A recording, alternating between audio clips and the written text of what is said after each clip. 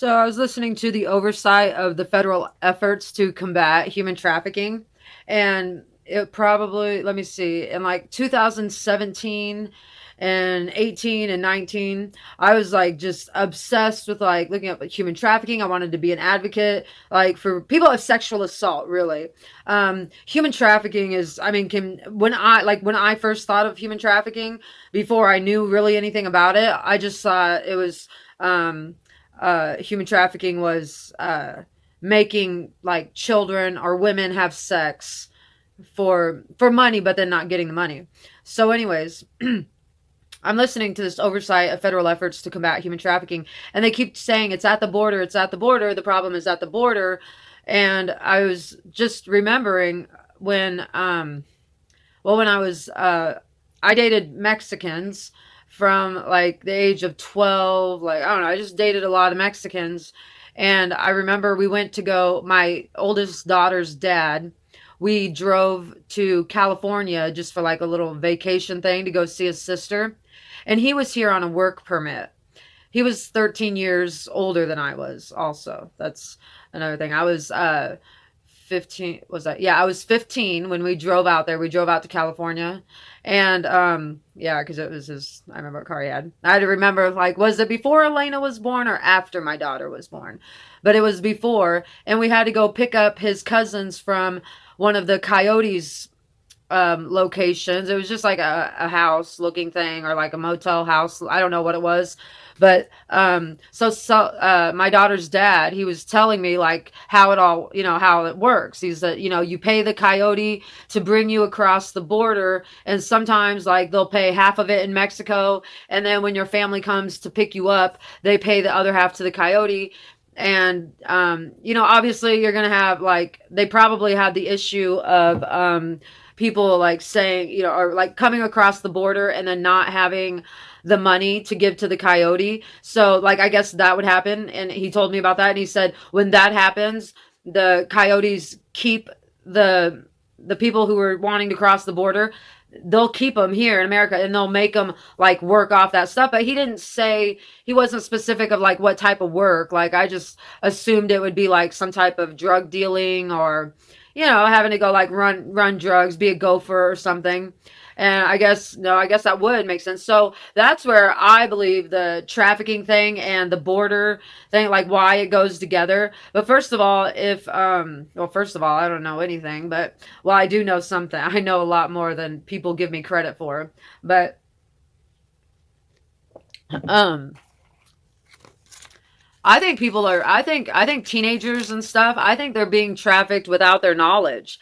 I think they are like, I think I was trafficked. Like I have a feeling that like behind my back, like the person who I thought was my friend who was meeting me to all these older guys, she was probably like, had some type of deal or something made out. I don't know if she got money for it or if it was just, like the attention that she got or having the company.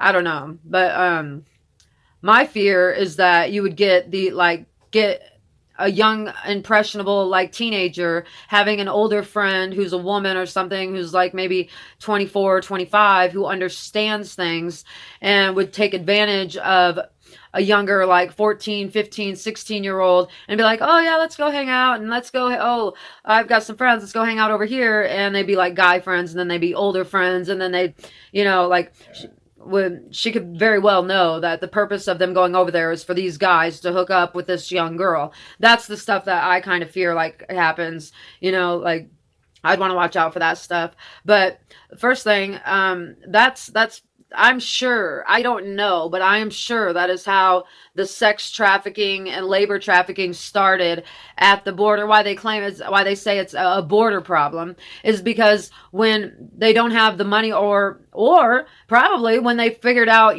when they started doing that and being like, okay, well, if your family can't pay the money, you stay with us until it gets paid off. And then they probably, so then after doing that a few times, they probably realized that they could make money off of these people that were coming to the United States to cross the border illegally. And why wouldn't they be attracted? I mean, some of them maybe not go for it. Like I wonder if it's forced or if it's just coerced.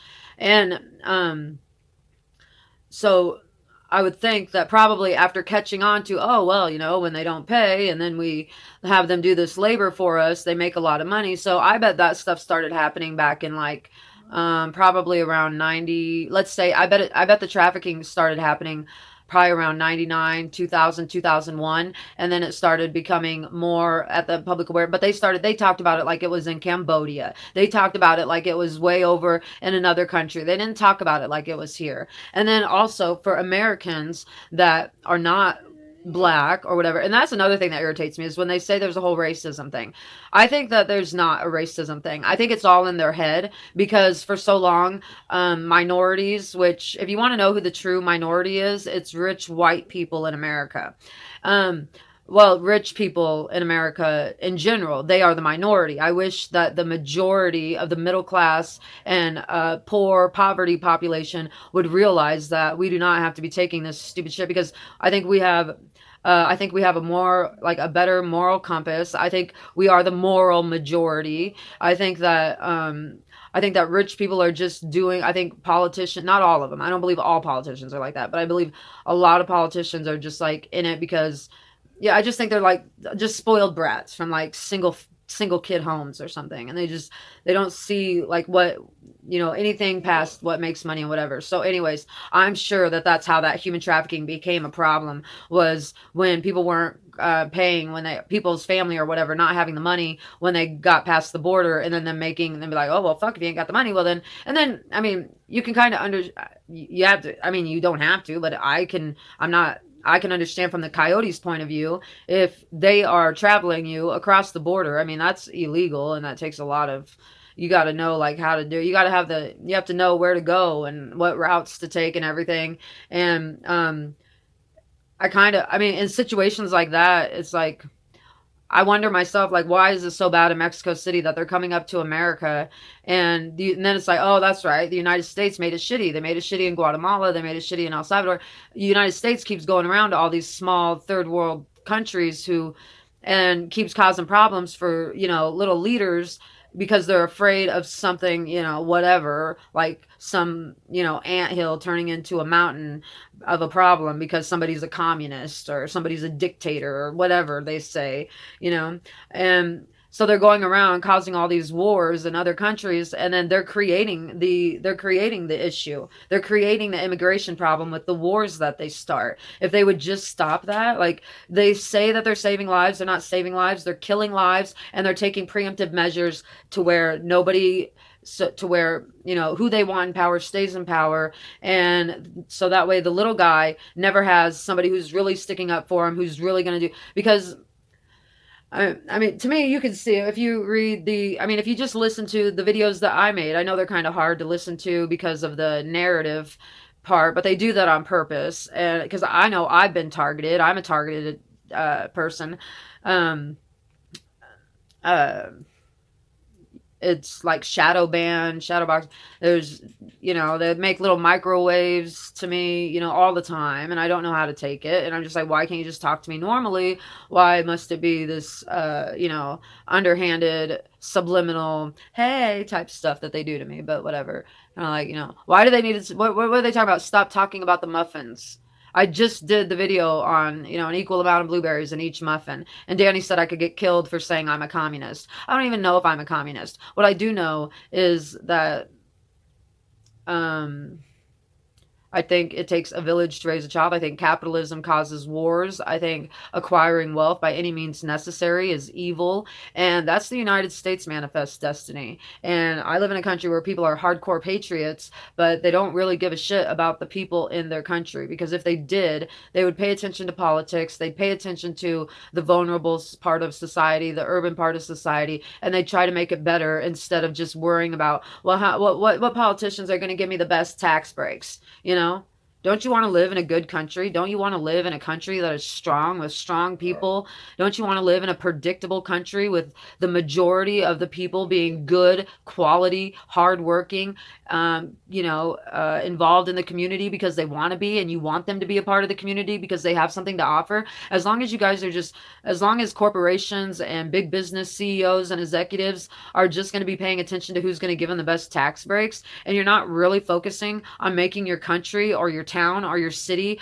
a better place for everybody, instead of complaining about the trashy people that you see on the streets? Why don't you do something to go make them not look so trashy? Why don't you get them some gift certificates to get their hair done? Why don't you go, give up some of your nice designer clothes so they can wear that? So that way when they're on the streets, they won't look so trashy. My aunt, she used to complain about people with loud cars. She's like, I don't even know why that's legal. It's like, some people can't afford a car that, is as quiet as yours, so they still need a car. What they don't, and that type of snobbery just really drives me nuts, because not everybody is at the same advantage. And a lot of people, especially when victims of sexual abuse and sexual assault, are very, very down and out, like put out in this country. They're looked at as damaged goods, and which we understand why. Their emotional IQ is not very well. Their vulnerability they stay vulnerable because nobody, like a lot of times, just because they're vulnerable doesn't mean they're innocent, doesn't mean that they're not oppositional, doesn't mean that they don't have an attitude.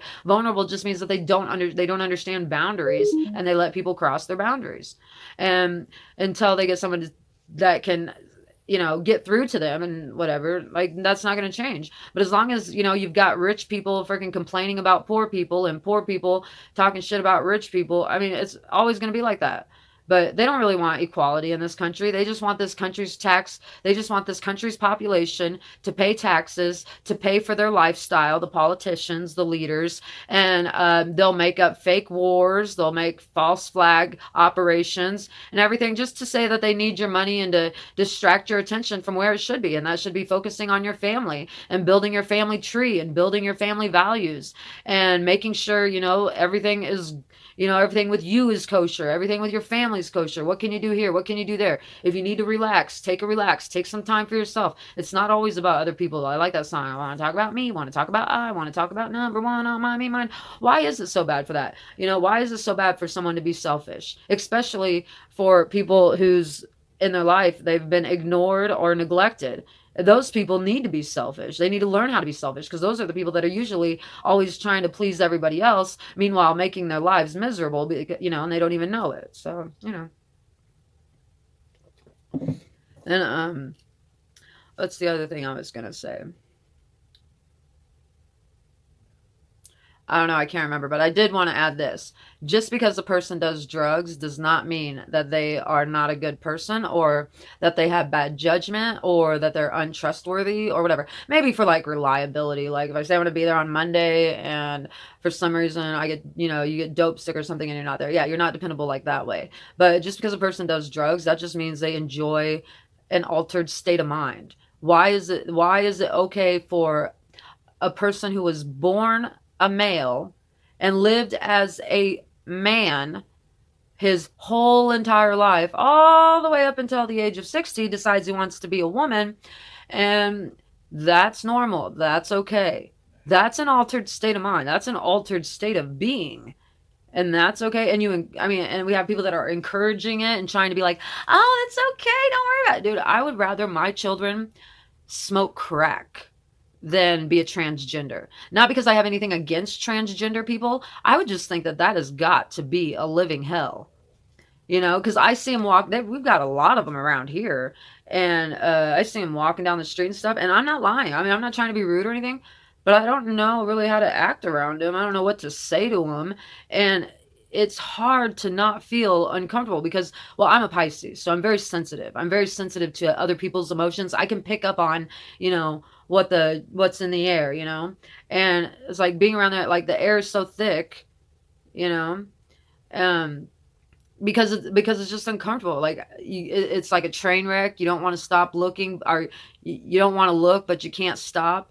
It's like just trying to figure it out. And then trying to explain that to like your kids or something. I know, I'm picking my nose on camera. How embarrassing. So anyways, and I'm not talking about transgenders in a bad way. I'm just talking about it in a truthful way, which will hurt people's feelings, because the truth doesn't always hurt people's feelings, but sometimes it does. And it made me uncomfortable to tell anybody that I had herpes until now. Like now it's okay. I was uncomfortable telling anybody that I was even, my best friend growing up never knew that I was sexually molested. She probably doesn't even know to this day because we separate, like we stopped hanging out and whatever after I was like 11. And when I was 11, I was my mom put me in the hospital, the mental health hospital, and I had to stay there for 30 days, and I was in a room full of like 12 other, people like around within about 5 years of my age, and they were all talking about how they'd been sexually molested, and we'd been sitting in there for week, like a couple weeks at least, having these groups, and I still was so embarrassed that I was sexually molested that I didn't want to say anything. And then finally, the day that I decided to say something, I was like crying and embarrassed, and this girl was like, "Why were you so embarrassed? We've all been sitting here talking about it." I'm like, "I don't know." But I was the same way about my period too. When my period started, I was 11 and a half, and I didn't tell anybody. I didn't tell my mom. And I would like wrap the pads up, because I had older sisters, wrap the pads up in a bunch of toilet paper and flush them down the toilet. And that's how my mom found out, is because the toilet got all plugged up. And she's like, "What are all these pads?" I'm like, "Oh, I was embarrassed." And I started crying. I was like, "I didn't want to tell you I was on my period, because it's embarrassing." And anyways, so like I'm just like that. Like if something's embarrassing, I'll just like hold it in. But I'll eventually be honest. And a lot of people, because of my humor, like the way my humor is, sometimes like when I'm lying, it'll look the same as when I'm telling the truth. Like obviously I didn't really buy tickets to go to Mars. I was just trying to encourage imagination and people, and also, like, kind of see it from a common sense point of view, and from a like that's an out there kind of thing, or like a reality type of thing. So no. And I didn't really throw my daughter down the stairs, and never in my life have I took my daughters anywhere. Like I wouldn't even take my daughters out after dark. I wouldn't bring them around any of my boyfriends. The only men that my daughters were allowed to be around was their dad, and then their stepdad, which was my daughters, because I have three daughters. Two have the same dad, and the other one has a dad. And so their dads, so they were around each other's dads. That was it. And then I had one boyfriend of 3 years, Kelly, that the girls hardly ever seen. They met him and stuff, but they didn't really know him because I didn't bring my kids around people, and I didn't have sex with guys for free drugs. It just wasn't. I was addicted to pills. But my daughter, she was 9 years old when I got taken away to jail for writing a prescription for opiates, and her dad is one of those people that just doesn't know how to talk nice about me, and I don't know why. It's been so long. I don't. It's almost been 20 years. You would think he would have something nice to say, but he has nothing nice to say, and he never has, and I'm sure he never will. But anyways, so like there's a lot of time, like I just said that in my video to just appease my daughter, just because I want a relationship with her, and I don't know what to do. I don't know what to do. I don't know what to say when I'm just as emotionally fucked up as she is, or as she claims to be, and she blames it on me, but she's still only 19 years old, so whatever. I don't know.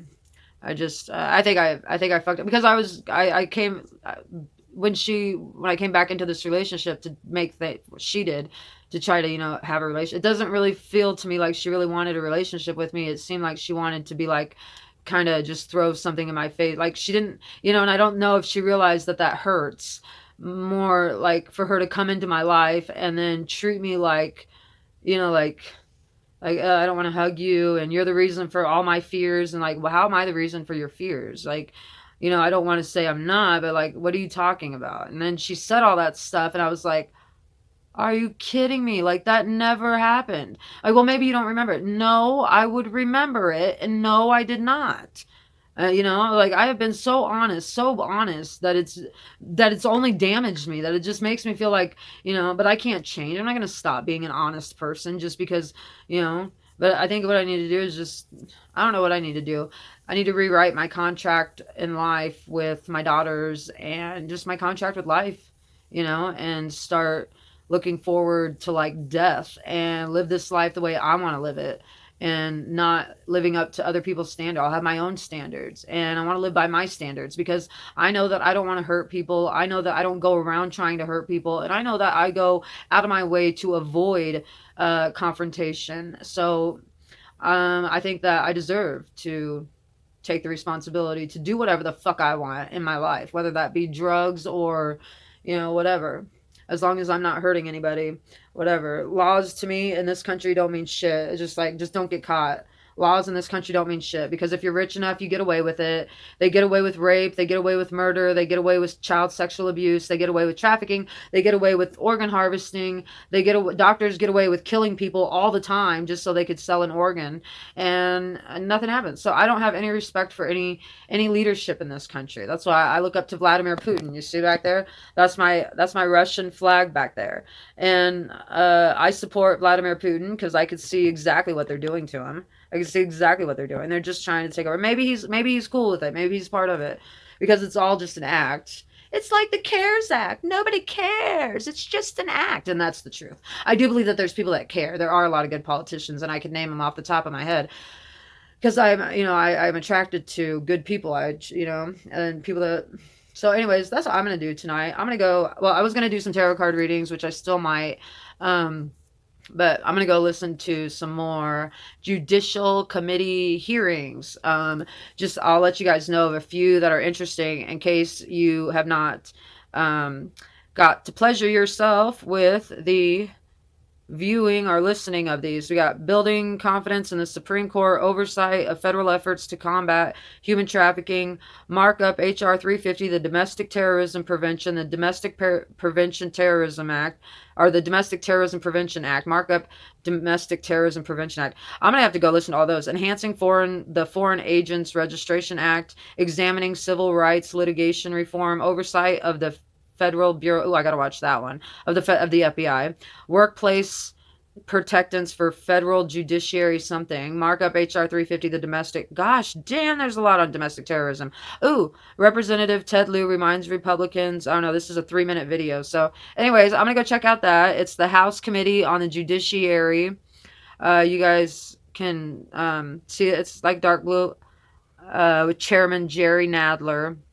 The Domestic Terrorism Prevention Act. What was I just going to go look at? Oh, there it is. Ted Lieu. You guys know him? You remember him? Oh, you probably can't see him. But anyways, this stuff is really interesting. If you ever get bored with like regular television or watching Dr. Phil or soap operas or Law and Order or whatever it is that you watch, you should try taking a little listen to, like, while you're cleaning or whatever, doing something. Listen to the House Committee on Judiciary. And there's so many different topics that you're sure to find something that you're going to like, that you're going to enjoy listening to. And then it's going to spark something in you. Trust me, people in politics mix, okay? And if somebody's going to be ruling over your life, it might as well be you, or you might as well have an understanding. Because if you have a better understanding of what's really happening with the laws and the politicians around us, people would see how they could, like, how we could just be like, really? I don't think I want to pay federal taxes anymore. State's cool because we got to take care of education and roads, but federal taxes, no. President, no, don't really think we need one. Not really sure why. What else don't we need? Wars. Yeah, we don't. Why are we going over to other people's country and telling them how to live? If they're not coming over here telling us how to live, if they're not coming and knocking on our door or throwing bombs on our side of the fence, why don't we just leave them alone? Anyways, it's going on 30 minutes. I'm going to stop this. You guys have a good day, good night, and take care.